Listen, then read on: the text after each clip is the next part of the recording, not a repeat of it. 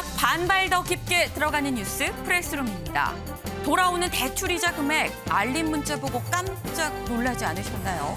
기준금리가 오르면서 많게는 매월 부담했던 금액의 50%를 더 부담해야 하는 상황이 됐습니다. 여윳돈 생기면 빚부터 갚아야겠습니다. 프레스룸 지금 시작합니다.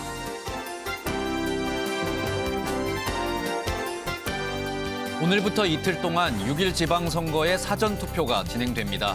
여야는 전략지역에서 나란히 사전투표에 나서며 각자 지지층을 향해 결집을 호소했는데요. 지방선거 소식 잠시 후 전해드립니다.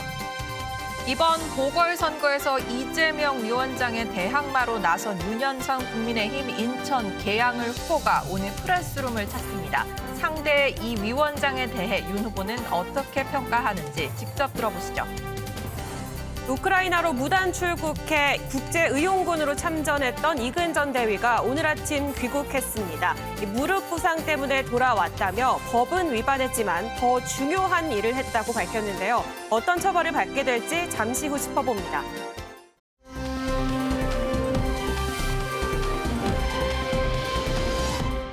날씨부터 알아보고 오겠습니다. 네, 오늘도 전국에 파란 하늘이 펼쳐졌습니다.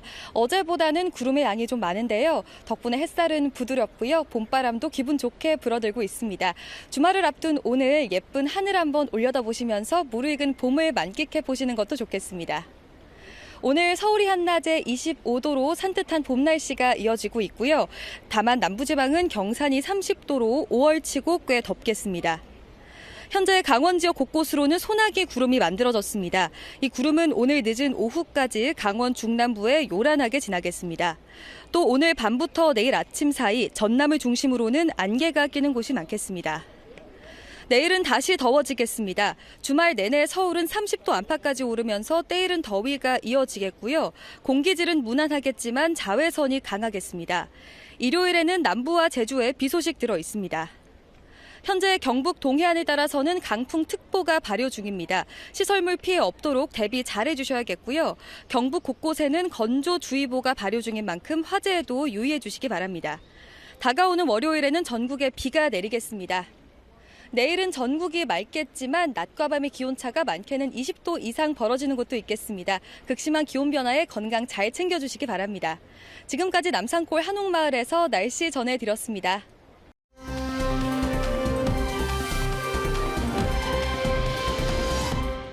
오늘의 첫 코너 프레스룸의 온다입니다. 오늘 저희 프레스룸을 누가 찾아주셨냐? 바로 민주당 이재명 총괄선대위원장에 맞선 다윗입니다. 지금 국민의힘 윤영선 후보 모셨습니다. 안녕하세요. 안녕하세요. 반갑습니다. 약간 목도 좀 쉬신 것 같고 맞아요. 좀 굉장히 좀 피곤해 보이시는데 이 바쁜 가운데 또 직접 스튜디오 나와주셔서 맞아요. 감사합니다. 예, 제가 정말 우리 많은 유권자들을 뵙고 싶은데 네. 이 방송을 통해서 다시 한번 인사드리고 싶었습니다. 못 뵙는 분이 너무 많거든요. 그렇군요. 네. 바로 좀 질문을 드릴게요. 사실 지금 민주당 이재명 후보랑 계속 지금 초박빙인 상황입니다. 오차범위 밖으로 넘어가는 여론조사를 지금 볼 수가 없어요. 근데 사실 이걸 두고 예상 밖에 지금 선전을 하고 있다라고 말씀을 많이 하시는데 사실 뭐 윤 후보님 입장에서 좀 기분 왜 예상 밖이야라고 하실 수도 있는 부분이긴 한데 이렇게 초박빙 상황으로 갈 거라고 초반에 좀 예상하신 적이 있나요?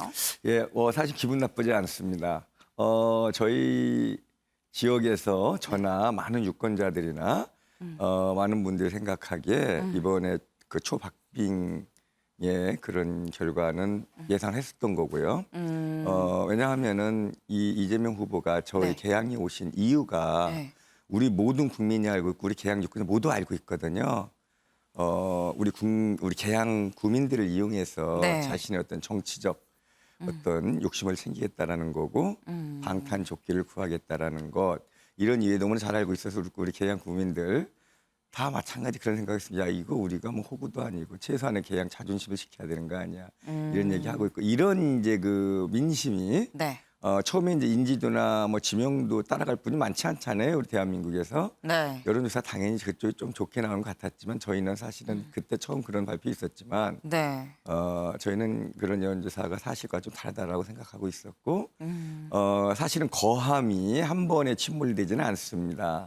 그죠? 천천히 무너집니다. 지금 계양에서의 어떤 그런 공정과 상식에 대한 평가 이런 선거가 정말 공정한 것이냐 상식적인 거냐에 대한 평가가 대부분의 개항 국민들이 공감하면서 이미 그 소위 민정의 텃밭이었죠. 네. 그 텃밭이었던 그리고 나름대로 이재명 후보가 거물 정치인이죠. 네. 무너져 내리고 있다. 곧 확인이 드러날 거다 이렇게 생각합니다. 네, 지금 이재명이란 거함은 서서히 좀 무너질 것이다라는 말씀을 주셨습니다. 지금 내세우고 계시는 슬로건이 25년 대 25일이에요. 그러니까 윤 후보님이 25년 그리고 뭐 이재명 후보가 25일이다. 지금 이거를 지금 슬로건으로 내세우고 계신데 이런 가운데 민주당이 지금 들고 나온 게 가짜 개항 사람을 지금 들고 나왔습니다.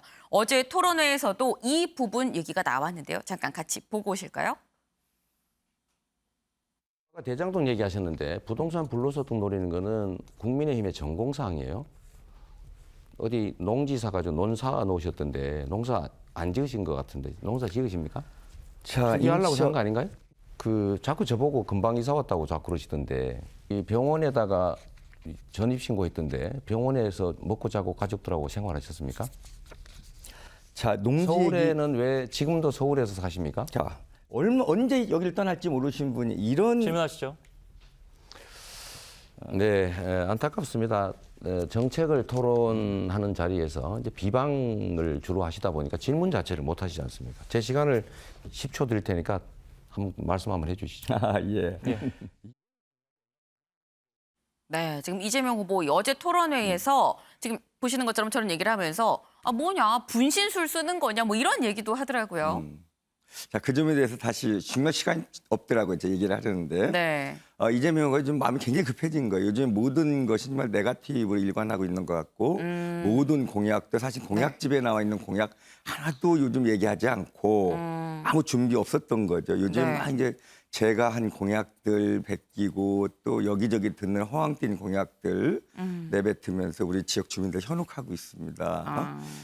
저 문제에 대해서 간단히 얘기해 드리면 네. 제가 개항에서 25년을 생활한 거 맞습니다. 98년대에 왔고 거기에서 단 하루도 저희가 병원을 개원하고 한 10만 명 이상의 환자들을 진료했고 제가 개원했을 때부터 전혀 정치하고 관계없이 네. 우리가 그 지역의 학생들 장학금 줬고 봉사활동 해왔고 지역 주민들하고 어울렸고 그 지역에서 사회활동 다 했고 그 지역에서 무슨 동창회도 있고 향후회도 있고 네. 그리고 그 지역에서 세금도 냈고 그 지역에 일자리도 창출했고 네. 잠시 이제 저에게 났던 이유는 작년 이제 5월 달쯤이었던 것 같아요. 네. 제가 살던 집에서 그 집주인이 제 목동에 집 하나 있는 거 맞아요. 네네. 집 한 채 있어요. 제가 집사람이 정치를 시작하면서 집을 한 대 하라고 그랬어요. 2015년도에 16년도군요. 네네. 그런데 1가구 2주택 정말 내가 필요한가 이런 생각이 들어서 목동 집 한 채 사지 않았던 건 맞고요. 네. 제가 이제 이 개항에 살다가 아까 얘기했듯이 작년 5월 달쯤에 네. 집주인 1가구 2주택 문제 걸렸던 것 같아요. 기업이 좀 처분을 해야 된다. 이런 이야기를 해서 제가 잠시 집을 비워주는데 네. 제가 그 거처할 집을 장만하지 못하고 네. 집을 구해주면서 잠시 목동 집에 그 주소지를 이전했던 건 맞습니다. 그러나 금년 봄에 네. 그 대선 끝나고 선거고 전혀 무관한 거예요. 보궐선거 그때 있을 거라 생각지도 못했던 거죠. 네. 사실 송영길 의원이 이렇게 배은망덕하게 목표하고 이런 국민의 혈세를 낭비한 선거를 만들까 전혀 상상하는 사람이 없었던 거죠.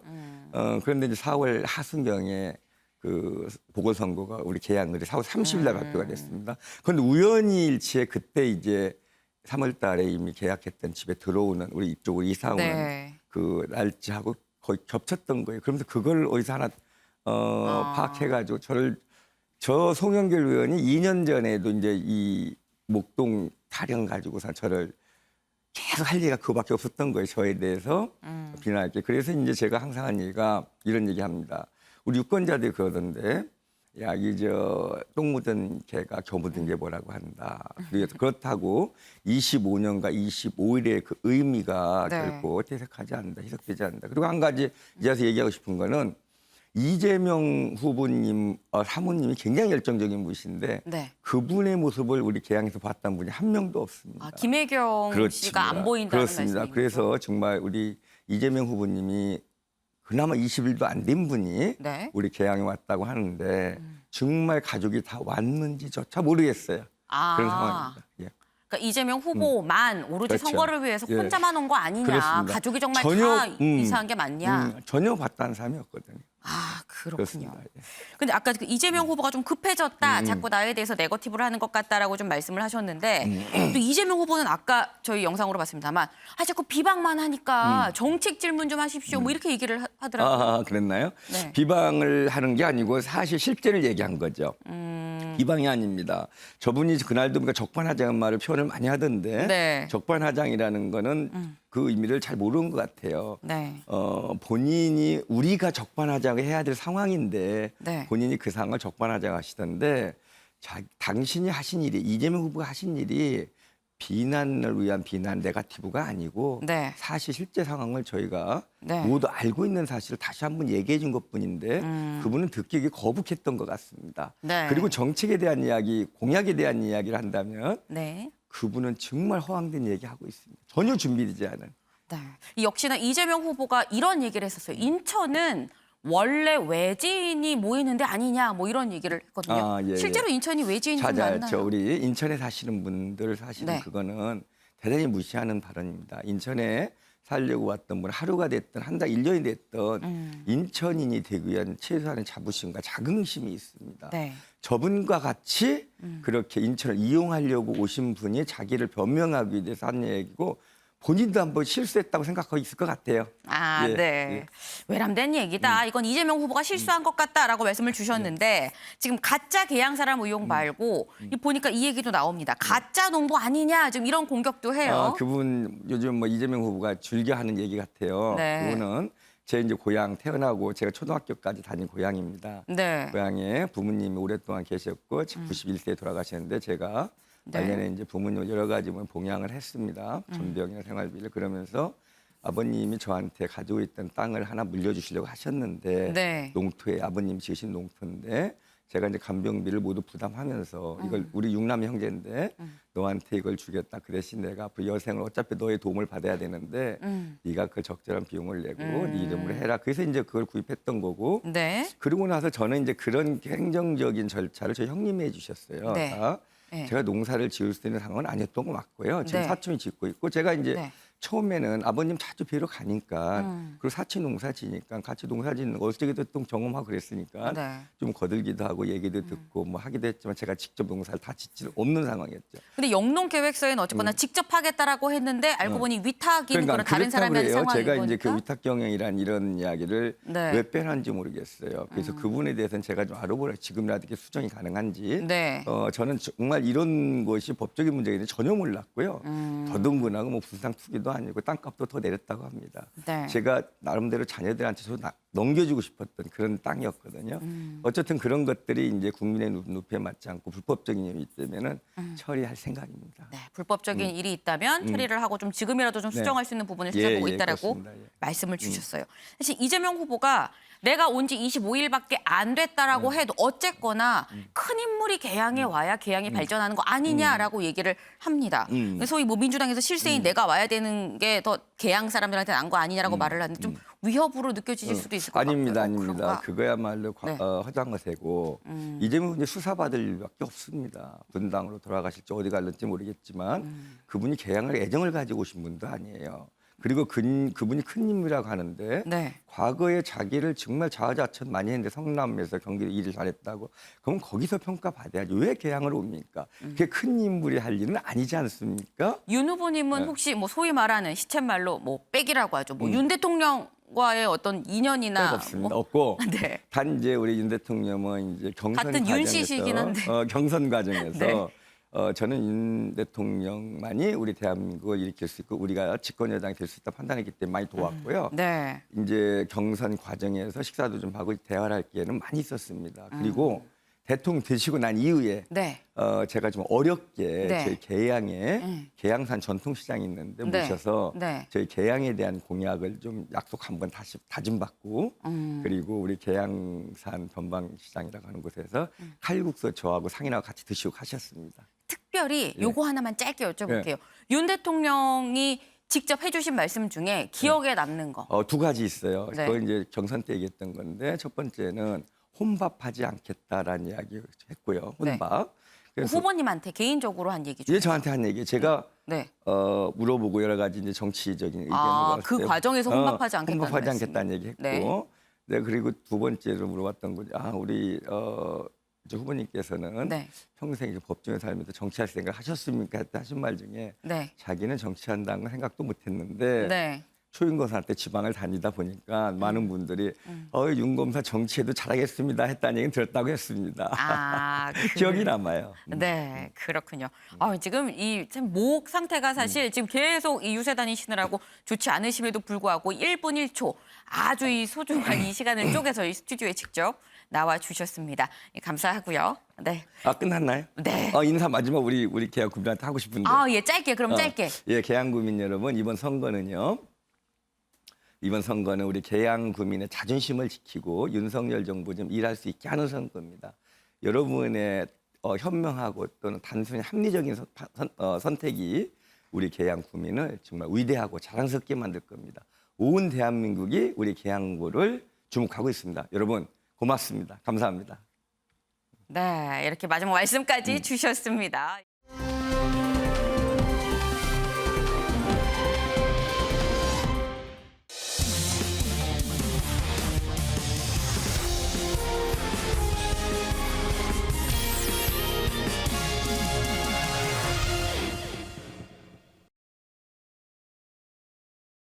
네, 즐거운 큐시투어의 시간입니다. 오늘의 첫 번째 소식, 오랜만에 김현 기자가 준비했네요. 네, 그렇습니다. 첫 번째 아이템 제가 준비해 봤는데요. 투표해야 이긴다. 여야 나란히 사전투표입니다. 네. 지방선거 이제 5일 앞으로 다가온 가운데 오늘 오전 6시부터 사전투표가 진행이 되고 있습니다. 네. 사전투표 내일까지 이틀에 걸쳐 전국에서 진행이 되는데요. 일단 여야 사전투표 첫날부터 적극적인 참여를 좀 독려를 하면서 마지막 이 지지층 결집에 사활을 거는 모습 보여주고 있습니다. 일단 사전투표 관련해서 저희가 짧게 좀 설명을 드리면요. 네. 지금 전국 3,500여 곳에서 일단 진행이 되고 있고요. 지역과 관계없이 어느 곳에서든 투표를 하실 수 있습니다. 특히 코로나19 확진자 같은 경우에도 내일 오후 6시 30분부터 오후 8시까지 투표가 가능한 상황인데요. 네. 선관위 지난 대선에서 사실 이 굉장히 소쿠리 투표 뭐 이런 논란이 많았지 많았죠. 않습니까? 때문에 선관위에서는 이번 투표는 굉장히 좀 만전을 기하겠다 이런 좀 입장을 내놓은 상황이고요. 지금 사전 투표율도 지금 속속 좀 집계가 되고 있는 상황인데 네. 저희가 일단 조금 전인 오후 3시 기준으로 좀 결과를 좀 말씀을 드리면요. 네.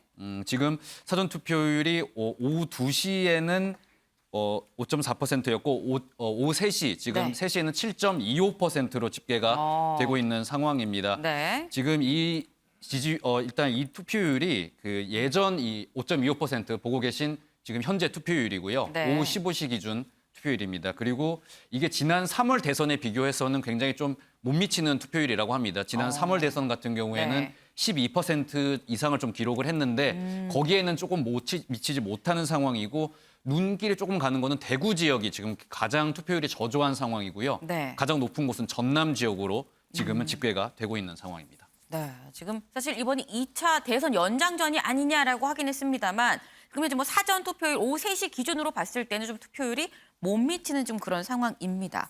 근데 보니까 뭐 여야 할 것 없이 이 사전 투표 첫날인 오늘 그것도 오전에 김현 기자 네. 다 이미 투표를 끝낸 것 같아요. 여야 지도부들은. 네, 그렇습니다. 여야 지도부 포함해서 네. 이른바 좀 거물급 후보들로 불리는 네. 이 정치인들은 모두 오전에 사전투표를 끝낸 상황입니다. 오전부터 사전투표 나서면서 앞서 말씀드린 대로 지지층 결집을 좀 호소하는 그런 모습 보여줬는데요. 저희가 사전투표 모습 영상으로 준비했는데 직접 확인해 보시겠습니다.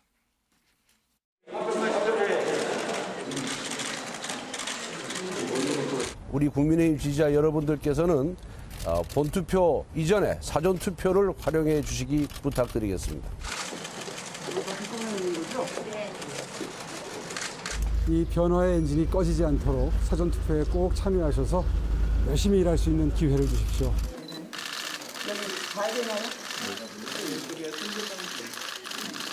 더 낮은 곳으로 경기도민분들 만나 뵙기 위해서 다가가겠습니다.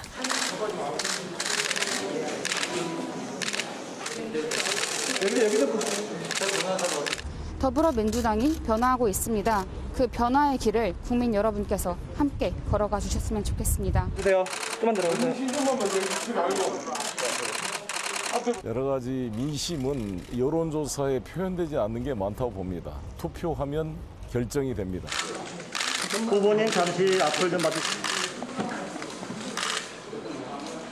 이 우리 지역 주민을 위해서 일하는 일꾼을 뽑는 선거입니다. 잘 보시면 어떤 사람을 선택하실지 금방 평가가 되리라고. 네, 다들 보시면 후보들 약간 다들 목이 쉬어 있고 조금 그러네요. 피곤한 모습을 보여주기는 네. 했는데요.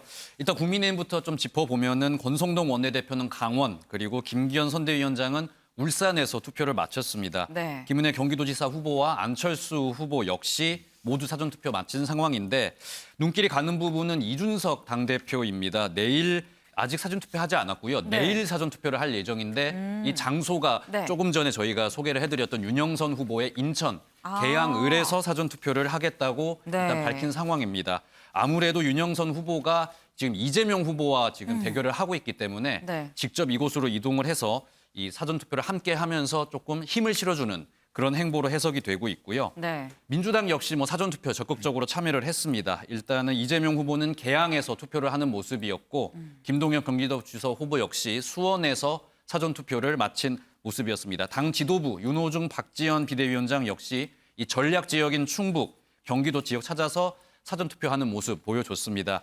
민주당 같은 경우에는 조금 더 눈길을 끄는 부분이요. 네.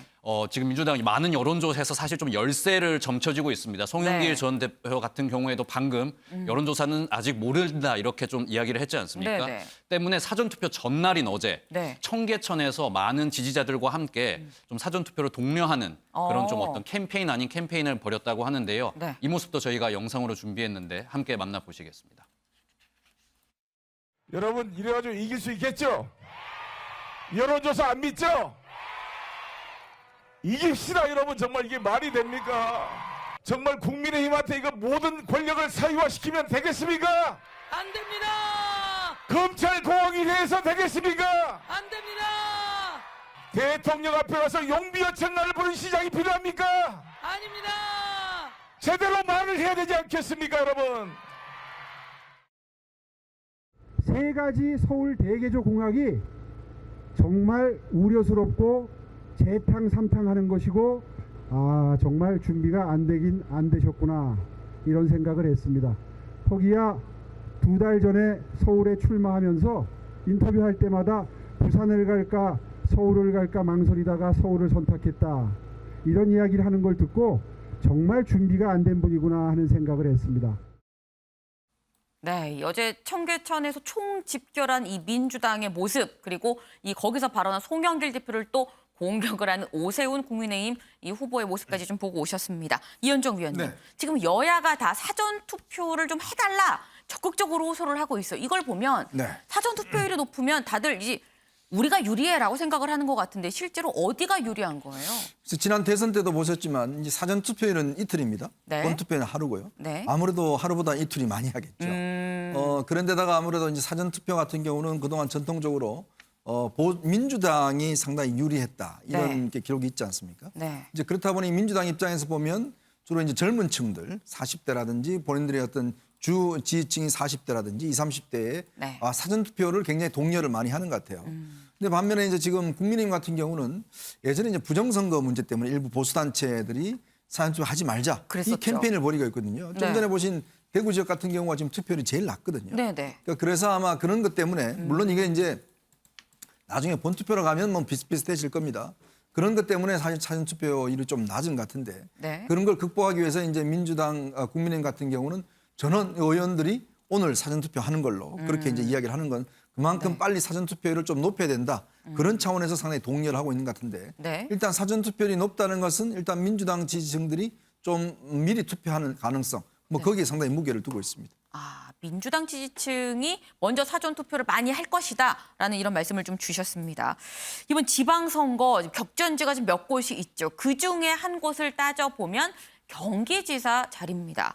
김현 기자, 이 경기지사 지금 판세가 어떻게 되는 거예요? 네, 지금 여론조사를 좀 보면 흥미로운 결과가 조금 도출이 되고 있는 상황인데요. 네. 일단 지금은 여론조사 공표 금지 기간이기 때문에 저희가 좀 최근에 나온 여론조사를 소개해 드리려고 합니다. 네. 일단은 김동연, 김은혜 후보가 이 오차 내에서 박빙을 벌이는 여론조사도 있는데요. 네. 일단 이게 저희 MBN이 실시한 지난 20일에서 21일 실시한 이제 여론조사 결과입니다. 여기 네. 보시면은 김동연 41%에 김은혜 39%, 민주당 김동연 후보가 2.2%포인트, 이 오차 범위 안에서 앞서는 모습을 이때는 보여줬습니다. 네. 그런데 며칠 후인 24일에서 25일 이 리서치앤리서치에서 조사한 여론조사에서는 네. 김은혜 후보가 보시는 것처럼 43%로 36%에 그친 김동연 후보를 오차 범위 밖에서 네. 앞서는 모습을 보여줬습니다.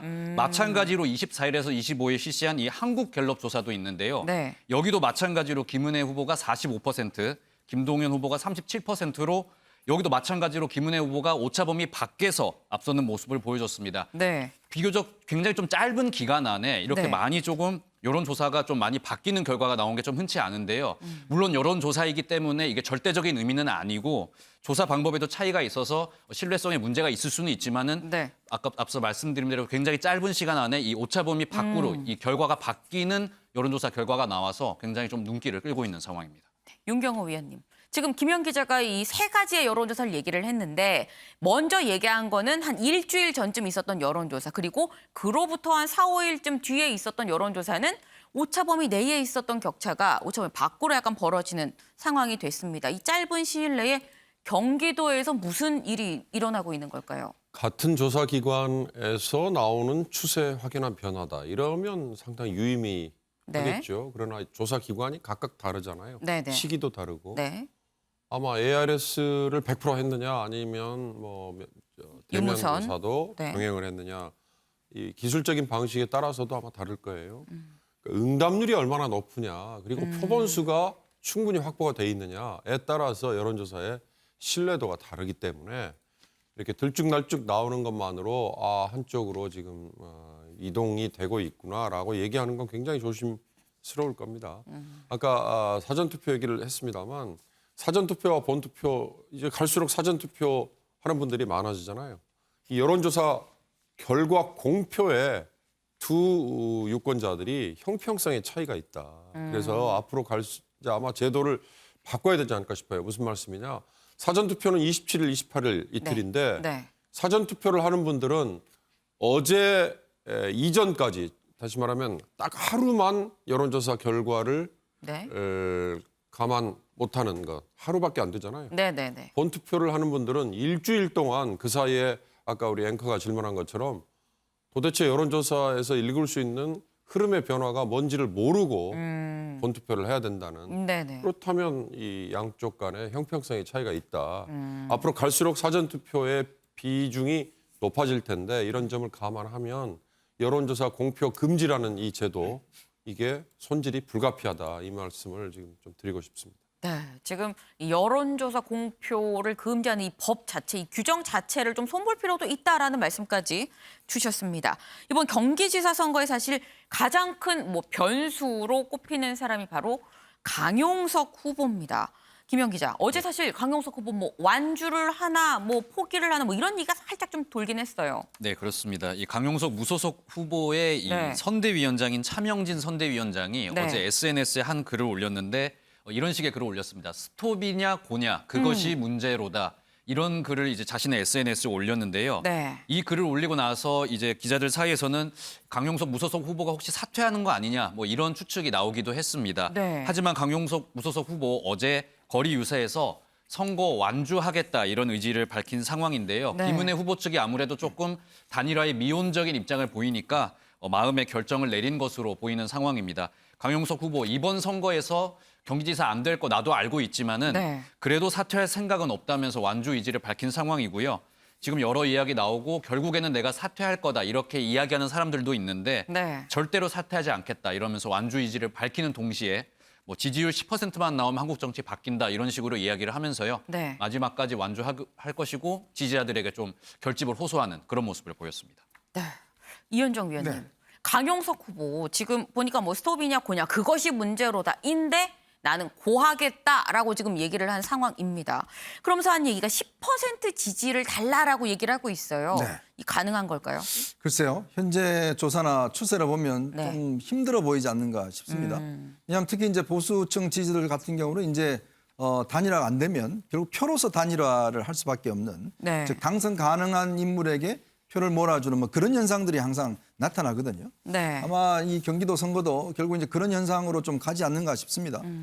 특히 아마 이제 단일화 논의가 있었지만 아무래도 서로 간의 조건이 맞지 않았고 네. 특히 이제 국민의힘 내에서는 오히려 단일화하는 것보다 안 하는 게 유리하다. 이런 내부적 판단도 있었던 것 같아요. 네. 오히려 중도 지지층들이 떨어져 나갈 가능성이 있다라는 판단 때문에 결국은 최종적으로 단일화를 수용하지 않았고 그렇다면 지금부터는 뭐 결국 이제 유권자들 사이에서 결국 당선될 가능한 인물 이 인물로 이제 결국 단일화를 할 수밖에 없는 네. 뭐 그런 상황 같은데 워낙 지금 경기도 선거가 박빙이다 보니까 네. 사실은 강용석 후보가 얼마를 차지하냐에 따라서 상당히 중요한 선거 당락에도 영향을 미칠 수 있지 않겠는가 싶습니다.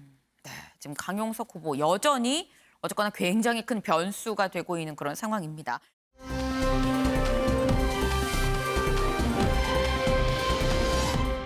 다음 아이템 역시 또 김현 기자가 준비를 했네요. 네, 그렇습니다. 이번 아이템은 윤석열 대통령 소식인데요. 윤석열 대통령 김건희 여사와 사전 투표입니다.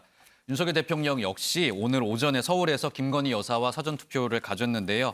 대통령으로서는 첫 번째 투표였는데 오늘 두 사람 모습 영상으로 함께 하겠습니다.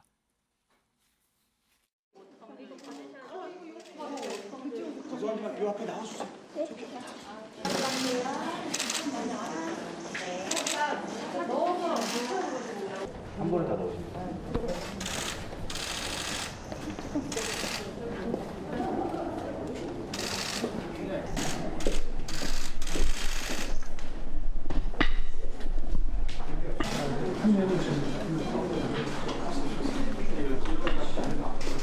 아니, 돌려주시고요. 예, 앞쪽으로 보이게. 예.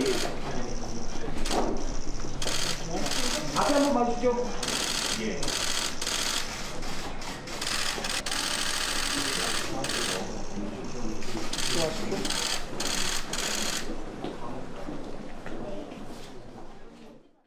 네, 지금 보니까 김건희 여사랑 같이 지금 이 사전 투표를 하는 모습입니다. 김현 기자. 네. 근데 김건희 여사 조만간 봉하마을도 간다고요? 네, 그렇습니다. 김건희 여사 좀 본격적인 활동을 좀 나서는 모습인데요. 네. 봉하마을에 내려가서 권양숙 여사 만나고 노무현 전 대통령 묘역도 참배할 계획이다. 이런 계획을 좀 밝힌 상황입니다. 김건희 여사 측에서 이런 내용 밝혔는데 노무현 재단 측에서도 이번 이 고 노무현 전 대통령이 추도식 때 대통령 네. 비서실에서 먼저 연락이 와서 이 연락을 받았고 김건희 여사가 권양숙 여사를 좀 뵀으면 한다 이런 뜻을 전달받았다고 밝힌 상황입니다. 네. 사실 김건희 여사, 이 권양숙 여사뿐 아니라 다른 역대 대통령의 이 영부인들 다들 만날 계획이라고 밝혔는데요. 김 여사 측은 일단 대통령 부인이 새로 오면은 이 역대 영부인들 만나서 인사하는 게 원래 좀 일종의 관례였다면서요. 이 같은 차원에서 예방을 좀 추진 중인 사항이다라고 밝힌 상황입니다. 네, 사실 김건희 여사가 정말 우리나라 최초의 뭐 일하는 퍼스트레이디가 되는 거 아니냐라고 해서 역할을 어떻게 할 것인가 좀 관심이 모아졌었는데 뭐 역대 영부인들이랑 뭐 같은 비슷한 내조를 하고 있는 것으로 보입니다.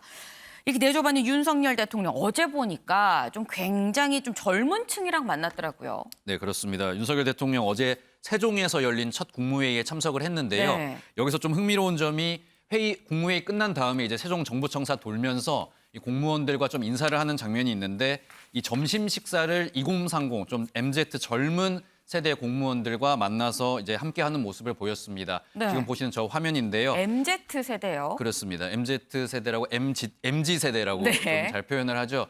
통상적으로 이제 90년대 이상 이제 출생한 이 세대를 얘기하는데 윤석열 대통령 어제 젊은 공무원들 만나서 굉장히 좀 스스럼 없이 친근하게 지내는 모습을 보여서 네. 높은 관심을 받았습니다. 이 모습도 저희가 영상으로 준비했는데요. 함께 보시겠습니다. 공무원들에 대한 내용들을 봐서 동호회는 별로 안 좋아하지. 건대사 하면은 술 마실 시간이 줄잖아. 네, 방금 저 보신 화면을 저희가 좀 짧게 설명을 해드리면요. 네. 이 윤석열 대통령을 향해서 이 90년대생 공무원이 왔다라는 책을 이 공무원들이 선물을 했습니다. 네. 여기 보면은 이제 젊은 공무원들이 건배사를 싫어한다. 이런 내용이 책에 있었는데 네. 윤석열 대통령이 저렇게 좀 책을 보다가 건배사 부분을 발견을 하더니 네. 나는 근데 사실 건배사 싫어한다. 건배사 왜요? 하면은 술 마실 시간이 줄어든다. 이렇게 좀 네. 농담을 던졌습니다. 그러자 네. 이제 좌중에서 좀 웃음이 터지는 모습이었고요. 윤석열 대통령 이 밖에도 빨간 글러브를 선물 받고 빨간 야구 방망이도 선물을 받았는데 네. 공무원들이 국정 운영에 홈런을 치시라 뭐 이런 의미로 준비를 했다고 하는데 보시는 것처럼 저렇게 이 자신의 어떤 예전 대선 운동 때 어떤 트레이드 마크였죠. 어퍼컷 세레머니를 이제 직접 방망이를 휘두르기도 하고 글러브를 껴서 세레머니를 보여주기도 하고 하면서요. 굉장히 좀 의외로 친근한 모습을 강조하는 어제 세종 방문이었습니다. 네, 지금 이 윤석열 대통령 지금 만면에 미소가 가득합니다. 굉장히 좀 즐거워 보이는데 하지만 속내까지 굉장히 좀 즐겁진 않지 않았을까 하는 생각이 듭니다. 이수아 기자, 이 어제 사실 아침에 교육부, 복지부 장관 후보자를 발표를 했는데 논란이 나오고 있습니다. 네, 먼저 복지부 장관 후보자로 지명이 된 김승희 전 의원의 네. 인선을 두고 야당이 강력 반발 중입니다. 이 김 전 의원의 과거 발언 때문인데요. 2019년 국감 때로 돌아가 보겠습니다. 건망증은 치매의 초기 증상으로 나타날 수도 있습니다. 요즘 대통령의 기억력 문제를 많이 걱정하고 있습니다. 보건복지부 장관님께서도 대통령 기억력을 좀 잘 챙기셔야 된다. 말이 아닙니까? 대통령한테 건망증이니 치매니 이따위 소리 할 수 있어요. 정식으로 사과하세요. 제가 치매 환자란 말은 안 했습니다. 도둑이 재발절입니까? 누가 사과를 해야 됩니까? 저는 정부가 사과를 해야지 왜 제가 사과를 합니까?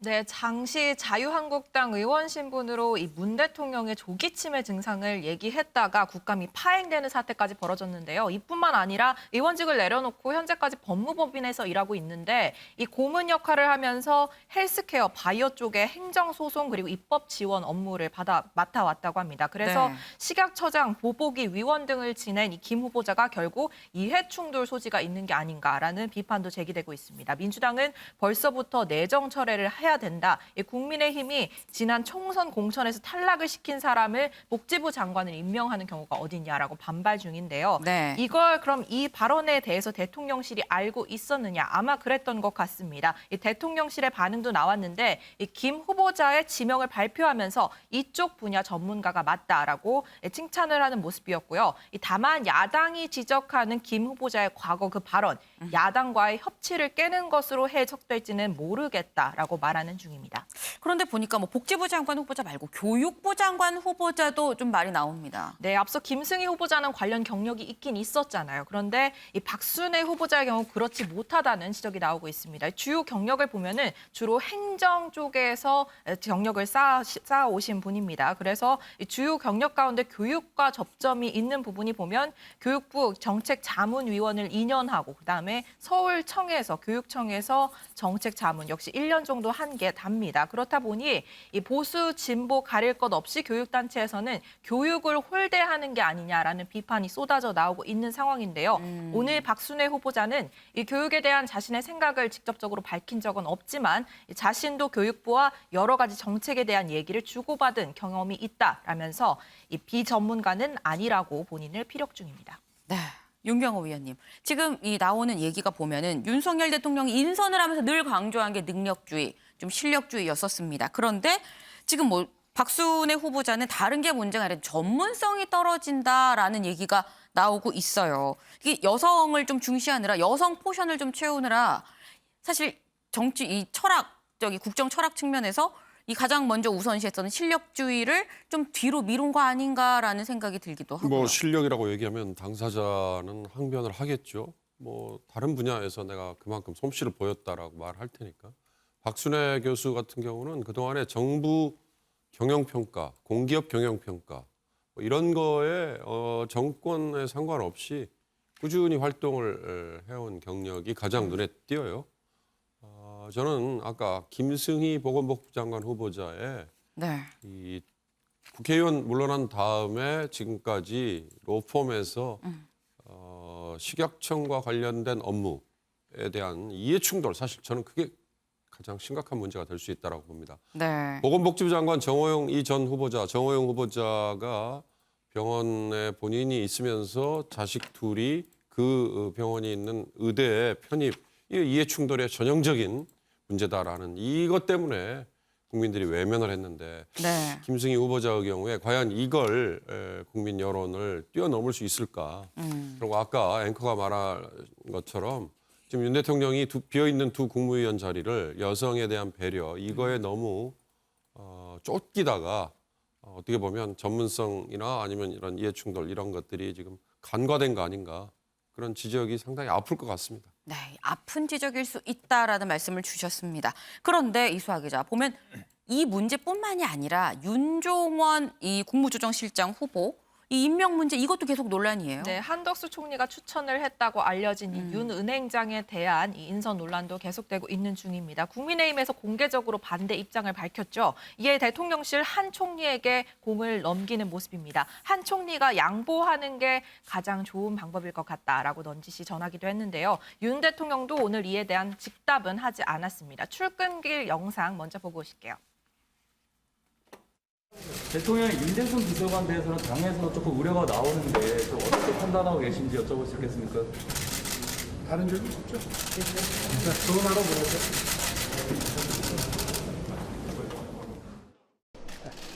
대통령이 어제 윤종원 네, 앞서 먼저 보고 오신 영상은 기억나시죠? 윤재순 총무비서관이 성비위 논란 의혹이 있었을 때도 네. 관련 질문을 받았거든요. 인선 어떻게 하실 거냐. 이때도 네. 다른 말로, 그러니까 좋은 하루 보내세요. 이렇게 얘기하고 지나가는 모습이었는데 맞아요. 오늘은 아예 이 윤 은행장 얘기가 나오기도 전에 답변을 피하고 들어가는 모습을 볼 수 있었습니다. 공을 넘겨받은 건 그럼 한 총리 쪽이 될 것 같은데 네. 한덕수 총리도 고심이 깊나 봅니다. 오늘 검증이 아직 안 끝난 상태라면서 이 모든 게 온고잉, 그러니까 진행 중인 프로세스에 있다라고만 답변했습니다. 이 시청자 여러분 혹시 좀 기억을 하시는지 모르겠습니다. 윤석열 대통령이 국회의장단이랑 만찬을 할 때 박병석 의장이 물었죠. 아니 그렇게 매일 아침 출근길 질문을 받는데 예상 밖의 질문을 받으면 어떻게 하십니까? 라고 물었더니 그때 그냥 지나갑니다. 라고 얘기를 했었습니다. 글쎄요, 오늘 마침 딱 이런 상황이 아닌가 싶은데요. 이 윤종원 전 기업은행장에 대한 질문 상당히 좀 답변하기 곤란한 상황이었던 게 아닐까 하는 생각을 좀 해봅니다. 이런 곤란한 상황, 사실 윤 대통령만 곤란한 건 아닙니다. 지금 민주당도 상당히 지금 곤란한 그런 상황인 건데 지금 박지원 위원장이 굉장히 세게 문제 제기를 하고 또 대국민 사과를 하면서 이제 당내 내홍으로 번지고 있는 그런 상황이죠. 요정 기자, 사실 어제 이 박지원 위원장이랑 윤호중 비대위원장 책상을 탁 치고 나갔었어요. 윤호중 비대위원장. 두 사람 합동 유세 일정이 있다 했는데 유세 분위기가 어땠어요? 네, 어제 저녁 청계광장에서 있었는데요. 네. 두 사람이 어제 오후 갑작스럽게 두 사람 모두 일정을 변경하면서 이 일정에 불참했습니다. 이 비중 있는 행사였는데 둘 다 나타나지 않으면서 네. 서로 불편해서 피한 것 아니냐라는 추측부터 아니다, 두 사람이 따로 만나느라 이 자리에 오지 못한 거다. 이 비공개 회동설까지 나왔는데요. 네. 최입의 비대위원 목소리로 어제 상황을 좀 전해 듣겠습니다. 어제 투톱이 만났습니까?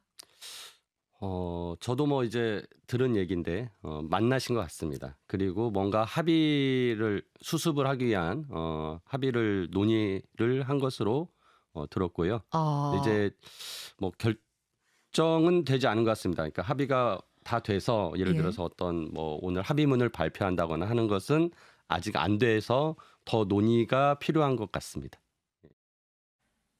네, 만나긴 했지만 합의까지는 논의가 좀 필요한 것 같다라는 분위기를 전했는데요. 어제 네. 저희가 전해드리기로는 이 박 위원장이 오늘 중으로, 그러니까 어제 윤 위원장을 만나서 논의할 예정이다라는 네. 입장을 밝힌 것을 전해드렸고요. 네. 특히 이 얘기를 하면서 최강욱 의원의 징계권 관련해서는 그렇죠. 조속히 처리를 해야 된다. 선거 전에 이 선거 뒤로 미룰 문제가 아니라고 생각한다라고 밝혔었는데 네. 이 건을 포함해서 586 용태론 그리고 당 쇄신 문제까지 윤호중 위원장 그리고 당 지도부와 합의를 이룰 수 있을지가 관건이었던 상황입니다. 네. 그런데 일단 오늘 오전까지 상황만 보면 두 사람 모두 유세 현장에도 나왔고 투표장에도 나왔는데 갈등에 대해서 구체적인 언급은 하지 않았습니다. 네. 그러면서 박 위원장은 소란스럽게 해서 죄송하다. 민주당이 달라지기 위한 진통이라 생각해달라라는 입장을 밝혔는데요. 네. 이 상황에서 네. 이 조금 전인 오후 3시쯤 박 위원장이 SNS에 사과한다는 입장을 사과한다고요? 밝혔습니다. 누구한테 사과를 하는 것이냐 맞아요. 하면 이 당 지도부와 충분히 사과하고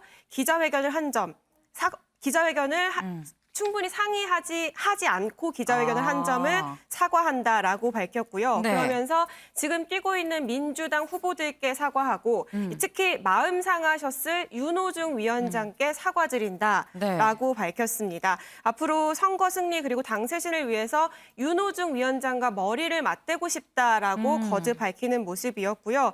그러면서 정치권 세대 교체 그리고 586은 한 걸음 물러나서 청년 정치를 지원해야 한다라는 이 본인의 입장은 다시 한번 얘기를 하면서 네. 그러면서도 이 자신이 말한 586의 아름다운 퇴장, 이 발언에는 좀 오해가 있었던 것 같다라며 조심스러운 입장을 밝혔습니다.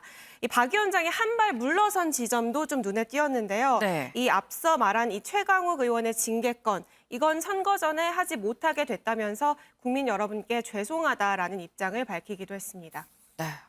지금 유호정 기자가 설명을 했습니다. 박지원 위원장이 SNS에 올린 이 가장 최근 아까 오후 3시쯤에 올린 이 글을 좀 요약을 해보면 먼저 민주당 후보한테 미안하고 또 윤호중 비대위원장한테 미안하다 사과한다. 그리고 586 이 용퇴론에 대해서는 내 좀 진위가 왜곡된 것 같다. 나는 그런 뜻은 아니었다라는 이 취지의 얘기를 했습니다. 그러면서 한 얘기가 최광욱 의원의 징계는 6일 지방선거 이후에 논의를 하겠다라고 했습니다. 이현정 위원님. 네. 글쎄요. 이 내용을 보면 저는 보기에 지금 박지원 위원장이 아무것도 갖고 간 게 없는 것 같다라는 생각이 드는데요. 우리 학교에서 뭐 잘못하면 반성문 쓰잖아요. 네. 장문의 반성문을 쓴 것 같습니다. 저는 사실은 이 민주당이 26살의 박지원 비대위원장을 당의 대표격이잖아요. 네. 이 내세운 이유가 결국은 쓴소리 듣겠다는 거거든요. 또 파격적인 제안을 해달라고 사실 모셔온 거 아니겠습니까? 네. 자, 그런데 정작 파격적이고 지금 쓴소리를 하니까 네. 못 들어주겠다는 거 아니에요? 책상을 치면서 윽박 지르고 앞으로 회의는 공개하지 않겠다고 그러고 그랬었죠. 이런 식으로 이야기를 하니 저는 오히려 이 문제보다 사실 이렇게 되어가는 과정이 더 오히려 더 문제가 아닌가. 실제로 보면 당이 그동안 무슨 청년들의 목소리를 듣겠다, 개딸들이다, 뭐다 하면서 사실 20, 30대를 겨냥해서 사실 그동안 공을 들여온 거 아니겠습니까? 근데 정작 20, 30대가 지금 이렇게 파격적이고 입 바른 소리를 하니까 더 이상 말을 못하게 지금 입을 막아버리는 거거든요. 네. 그러다가 또 이 오늘 입장문을 보면 참 이게 본인 스스로도 앞뒤도 안 맞는 것 같아요. 본인이 이번 주에 586에 대한 퇴진에 대한 구체적인 방안들을 내놓겠다 이야기를 했는데 그것도 없어져 버리고 이제 어떤 면에서 보면 거의 굴복하다시피 한 거거든요. 네. 저는 오히려 이런 것들의 당문화가 사실은 20대 청년을 정말 당의 얼굴로 내세웠다가 정작 쓴소리를 하니까 결국은 이렇게 윽박질러서 결국 반성문까지 받아내는 이러한 모습으로 비치지 않을까? 네. 오히려 더 저는 선거에 더 악영향이 미치지 않겠는가라는 그런 우려가 있습니다. 네. 지금 오히려 이번 지방선거에 더 악영향을 미치는 거 아니겠느냐라는 말씀을 주셨습니다. 사실 이 박지원 위원장의 이 발언, 이 SNS 글이 조금 전에 올라왔기 때문에 이 글로 인해서 민주당 내부의 분위기가 또 어떻게 흘러가는지도 좀 주시해서 봐야 될 부분이 아닌가 싶습니다.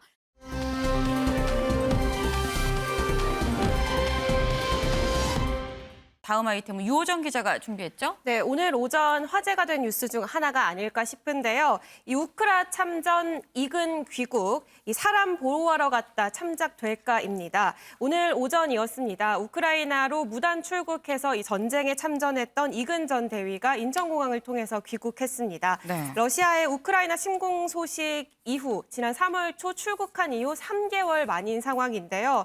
사실 부상 때문에 입국한 상황이기 때문에 네. 뭐 거동이 불편한 모습을 보이지 않을까 싶기도 했는데 지금 네. 보시는 것처럼 휠체어를 이용하거나 그런 상황은 네. 아니고 걸어 나오는 모습을 볼 수 있었고요.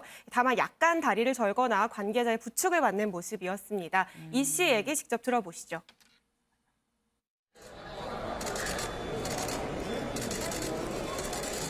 지금 양쪽 무릎 부상당하신 걸로 알고 있는데 몸 상태 어떠신지 좀 말씀해주세요. 한국말로 잘 모르겠어요. ACL 뭐 십자인데 네, 찢어졌습니다. 양쪽 찢어졌고 왼쪽이 더 심하게 찢어졌어요. 그래서 그 군병원에서는 무조건 수술해야 된다. 근데 수술 그 능력이 안 된다고 그랬어요. 그래서 만약에 수술 꼭 해야 되면 우크라이나에서 하지 말고 다른 데서 하는 것을 권장했습니다. 네, 어쨌거나 이근 씨 굉장히 좀 막 크게 다치지 않고 좀 다행스럽게 잘 귀국을 한 것으로 보입니다. 그런데 이근 씨가 정부에서 가지 말라고 했는데도 불구하고 갔기 때문에 굉장히 좀 주목을 받았었죠. 이근 씨 여기에 대해서는 뭐라고 말해요? 네, 본인은 싸우러 간 게 아니라 이 사람을 보호하려 간 것이다라고 주장을 했습니다. 실제로 전쟁에서 굉장히 많은 범죄 행위를 봤다면서 이 네. 참전한 것은 잘한 판단이라고 지금도 생각한다라고 밝혔는데요. 네. 이 얘기도 이근 전 대위 목소리로 직접 들어보시죠. 사람을 보호하기 위해서 갔어요. 보호하기 위해서 갔는데, 근데 실제로 전쟁을 보니까 되게 많은 범죄 행위를 봤어요. 그래서 제 판단은 원래 저는 잘 판단했다고 생각했지만 그런 것을 직접 눈으로 보니까 역시 제대로 판단했다 이렇게 느꼈습니다. 네, 역시 제대로 판단했다라고 얘기를 하는 모습이었는데요. 법을 위반한 건 맞지만 경찰 수사도 받을 거고 벌도 처벌도 달게 받겠지만 본인은 그것보다 더 큰, 더 중요한 일을 하고 왔다라고 주장을 했습니다. 근데 일각에서는 이 이근 씨가 뭐 우크라이나 시민권을 받았다 이런 얘기도 있었거든요. 네, 오늘 이 얘기도 언급을 했습니다. 우크라이나에서 시민권을 주겠다고 제안을 했지만 이 제안을 거절했다라고 직접 밝혔는데요. 이 재판을 피하려고 이 시민권을 받는 건 맞지 않는다고 생각한다라고 밝히기도 했습니다. 이 목소리마저 들어보겠습니다. 저는 3개월 정도 있었는데 그리고 되게 많은 임무를 띄웠고 오랫동안 전투를 했어요. 그래서 당연히 시민권 준다고 했습니다. 우크라이나 시민권 주고 땅도 주고 그리고 우크라이나에서 많은 혜택을 준다고는 얘기했는데 근데 시민권 받지 않겠다고 얘기했습니다. 그 이유는 저는 한국 사람이고 아이덴티티, 그러니까 신분이 되게 중요하다고 생각해요.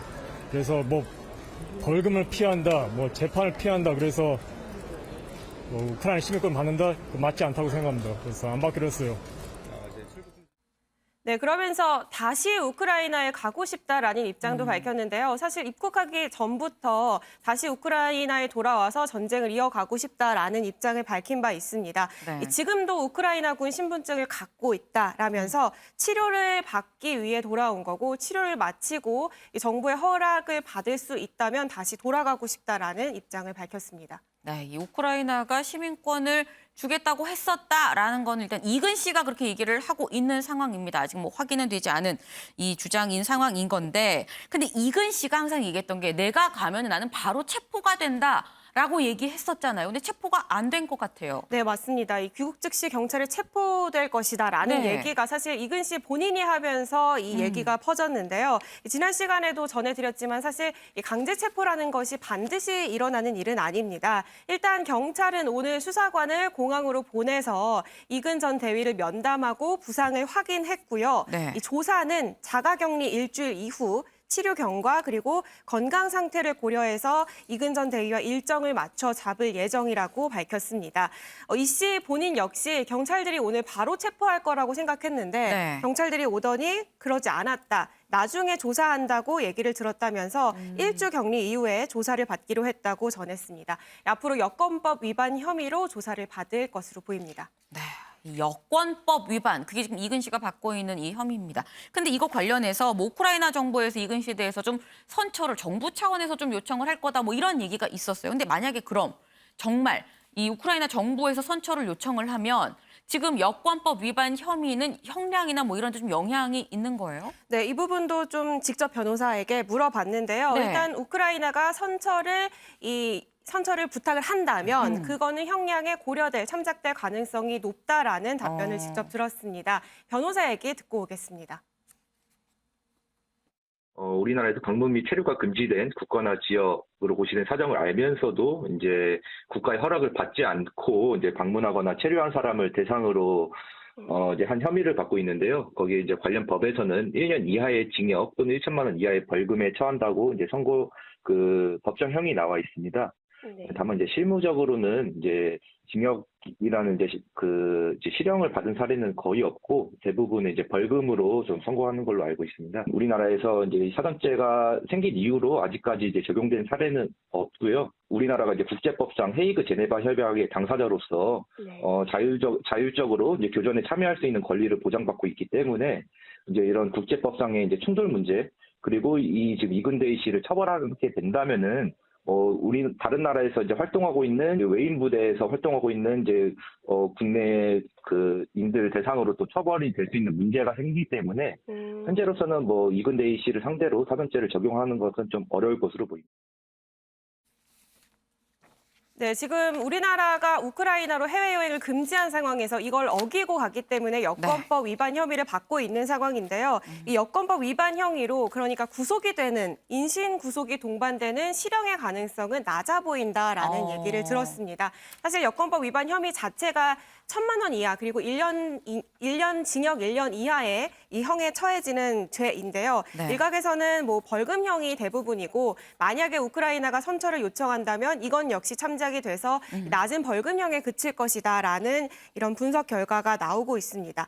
또 일각에서 또 다른 곳에선 사전죄 적용이 가능하지 않냐라는 얘기도 나오는데요. 네. 사실 법적 구성 요건은 갖출 수 있지만 현실적으로 적용은 어렵다라고 얘기하는 게 법조계 중론의 얘기입니다. 그러니까 만약에 이근전 대위를 처벌하게 된다면 지금 해외에서 의용군으로 활동하고 있는 군인들에 대한 처벌을 똑같이 해야 되는 상황이 벌어지기 때문에 아마 어렵지 않을까 한다라는 의견을 들을 수 있었고요. 그리고 또 앞서서 이근 씨가 다시 우크라이나로 돌아가고 싶다라고 얘기를 했기 때문에 재출국이 가능한지 여부도 궁금하실 것 같습니다. 그런데 일단 경찰은 즉시 출국 금지 이 절차를 진행했다고 밝혔고요. 향후에 수사와 재판 절차가 종료될 때까지 이 출국 금지 조치가 해제될 가능성은 낮아서 당분간 또 출국하기는 어려워 보이는 상황입니다. 네, 지금 이근 씨가 얘기하기로는 법 위반인 걸 알고는 있었지만 나는 뭐 더 중요한 역할이 있기 때문에 그걸 하러 갔었던 거다라고 지금 주장을 하고 있는 상황입니다. 그런데 또 나라, 국가의 입장에서는 국민을 보호해야 할 의무가 있는 것도 사실이죠. 윤경호 위원님, 사실 지금 같은 상황은 가치 충돌 상황이라고 볼 수도 있을 것 같아요. 개인의 자유도 있고 또 국가의 보호 의무도 있고요. 어떻게 보세요? 그렇습니다. 그러니까 결과적으로 저 이근이라는 개인이 우크라이나에 가지 말라고 했는데도 가서 만약에 죽었거나 아니면 다쳤거나 했을 때 국가에 책임을 묻는다. 그럼 뭐라고 그러죠? 그래서 가지 말라고 하지 않았느냐. 그러니까 요정 기자의 설명에 잘 들어있습니다만 여행이나 또는 방문 금지 구역으로 정해놨어요. 그걸 위반해서 여권법 위반. 그리고 사전죄라는 게 우리 한자로 개인 사자에 전쟁할 때 전자거든요. 그러니까 사적으로 전쟁에 들어간. 전쟁이라는 건 국가와 국가 간에 치르는 거. 근데 국가가 상대를 교전상 대상 국가로 정하지 않았는데 개인이 가서 혼자 전쟁 행위를 치른다. 그거는 잘못하면 테러가 되는 거죠. 그러니까 이런 경우 지금 이근이라는 저 젊은이가 어떤 목적으로 과연 저렇게 행동을 하느냐. 이게 무슨 인도적인 목적이다. 우크라이나 사람들을 보호하기 위한 거다라고 말은 하지만 개인의 목숨까지 위험해질 수 있고 궁극적으로 혹시 일각에서는 상업적인 목적에 유튜브 활동을 위해서 그러는 거 아니냐라는 비판도 해요. 그렇다면 저렇게 국가가 말리는 것까지도 무릅쓰고 내가 가서 하겠다라는 게 얼마나 사람들에게 공감을 끌어올 수 있을지 제가 보기에는 이 스스로 좀 제어를 할 필요가 있지 않나 싶습니다. 네, 지금 스스로 제어를 할 필요가 있다라는 게 마지막 말씀이셨습니다. 오늘의 탑 기사를 좀 정해보도록 하겠습니다. 오늘부터 이틀 동안 이 사전 투표가 진행이 됩니다. 투표하지 않는 자 불평도 해선 안 되는 거 아닌가라는 생각이 좀 듭니다. 적극적인 투표 참여를 독려하는 차원에서 오늘의 탑은 이 투표해야 이긴다. 여야 나란히 사전 투표로 결정하겠습니다.